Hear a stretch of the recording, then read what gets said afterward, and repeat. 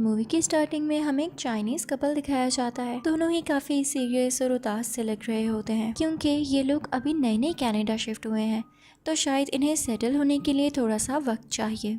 आदमी जॉब पर जाता है और लेडी घर के काम करती हैं। यहाँ लेडी अपने हस्बैंड के लिए मोमोज बना रही होती हैं। ये एक चाइनीज डिश है जिसे बाओ भी कहा जाता है। ये इस मूवी के मेन कैरेक्टर का भी नाम है। अब यहाँ पर ये लेडी बाओ बनाकर यानी मोमोज बनाकर अपने हस्बैंड के सामने लाती हैं। वो ऑफिस से लेट हो रहे होते हैं तो जल्दी से कुछ बाउस खा के चले जाते हैं। और अब जब थकी हुई लेडी वो बाओ यानी मोमो खाने लगती है तो एकदम उसे कुछ फील होता है और वो उसी वक्त उसको खाने से रोक लेती है। जब वो लेडी बाओ को अपने मुंह से बाहर थूकती है तो वो एक कटोरी में जाके गिरता है, यानी एक किस्म की बास्केट में जिसमें वो खाना लाई थी। उसमें तो जैसे जान आ जाती है। उसके छोटे छोटे हाथ और पाँव निकल आते हैं और वो रोने लगता है बिल्कुल छोटे बच्चों की तरह। लेकिन साथ ही वो खुश हो जाता है जैसे वो उस लेडी को अपनी माँ मानने लगा हो और उसके फेस के साथ अपना फेस रब करने लगता है जैसे छोटे बच्चे अपनी माओ के साथ करते हैं। इस लेडी के भी कोई बच्चे नहीं होते तो वो इस पाव को यानी एक मोमो को अपना बेटा बना लेती है। वो बिल्कुल इसके साथ इसी तरह रहने लगती है जैसे कोई अपने बच्चों के साथ रहता है।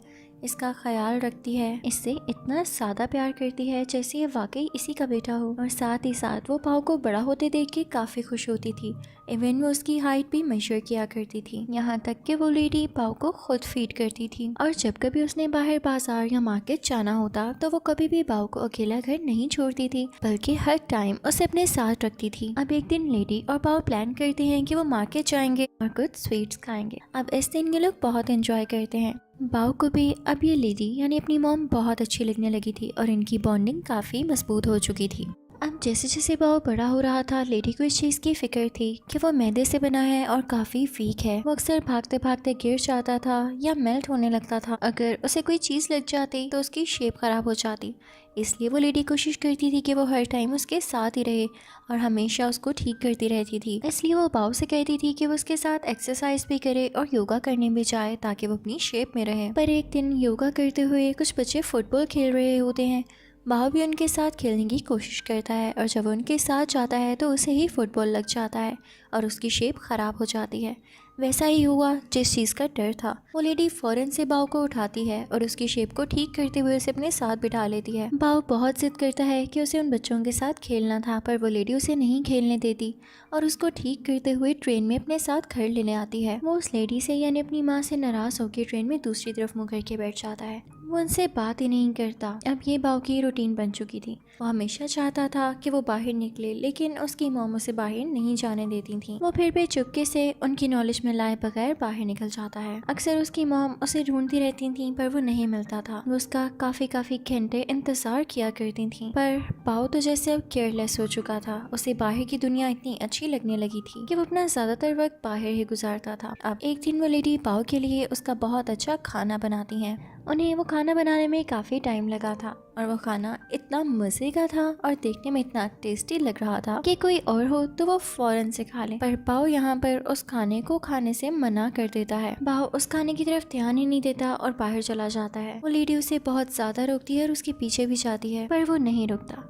तो इस बात की वजह से उस लेडी का यानी बाओ की माँ का बहुत दिल दुखता है। जो खाना उन्होंने बनाया होता है वो गुस्से में आकर उसे खुद ही खा जाती हैं और जब उसका इंतजार कर रही होती हैं तो अचानक से दरवाजे पर नोक होता है। वो लेडी जब दरवाजा खोलती हैं तो रात के अंधेरे में बाओ बाहर खड़ा होता है और वो काफी प्राउड लग रहा था। साथ ही वो एक लड़की को अपने साथ खड़ा करता है। वो लड़की अपने हाथ में पहने हुए रिंग उस लेडी को दिखाती है, यानी बाओ ने और इस लड़की ने अब शादी कर ली है बिना इस लेडी को बताए। इस चीज़ का इसे बहुत दुख होता है कि आज तक ये बाओ से अच्छी रहती आई, लेकिन बाओ ने इन्हें क्या सिला दिया। अब बाओ बताता है कि वो यहाँ पर किस लिए आया था। वो अपनी माँ यानी उस लेडी से कहता है कि मैं यहाँ पे अपनी बीवी को दिखाने आया था और अब अपना सामान लेके यहाँ से जा रहा हूँ। बाओ अपना सारा सामान पैक करता है और अपनी बीवी के साथ वहाँ से जाने लगता है, पर लेडी को बहुत गुस्सा आता है। वो दरवाज़ा बंद कर देती है। वो कहती है, नहीं बाओ, अब तुम नहीं जाओगे। तुम हमेशा मुझसे बदतमीज़ी करते आए हो, पर अपनी माँ को तो छोड़ के मत जाओ ना, मैं तुमसे कितना प्यार करती हूँ। पर बाओ उनकी एक नहीं सुनता और बाहर जाने वाला होता है। तो वो लेडी गुस्से में आकर उसे खा जाती है, पर जल्दी उसे इस बात का एहसास होता है कि उसने क्या कर दिया। उसने बाओ को मोमो समझ के खा तो लिया, लेकिन असल में अब उसने अपना बेटा खो दिया। वो कभी वापस नहीं आएगा। इसके बाद वो काफ़ी खामोश रहने लगती है। हमेशा रोती रहती थी।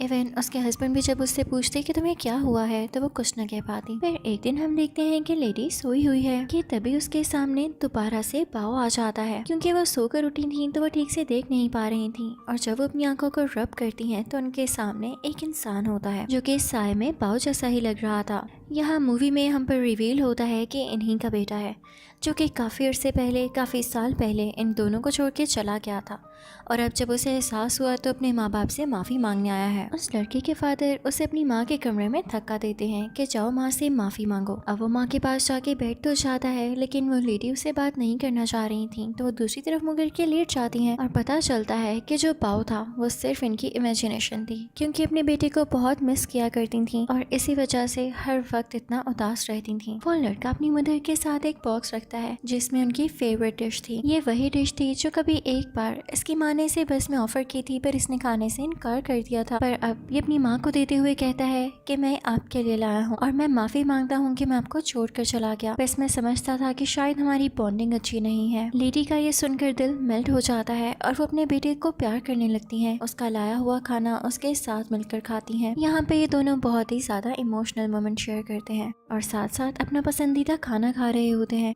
अब इसके बाद हमें ये दिखाया जाता है कि इस लेडी का बेटा अपनी वाइफ को भी इस घर में ले आता है, और अब ये सारे मिलकर हंसी खुशी बातें करते हैं और वो सारे मोमोज यानी बाउस खाने लगते हैं। साथ ही साथ वो लेडी इन सबको बाउस बनाना भी सिखाती है, और घर के लीडर यानी इस लेडी के हस्बैंड सबको इस तरह से देखते हैं कि जैसे उन्होंने इस रिश्ते को अप्रूव कर दिया हो, और अब ये फैमिली हंसी खुशी रहने लगते हैं। इसी के साथ ये मूवी यहीं पर एंड हो जाती है। Thank you for watching.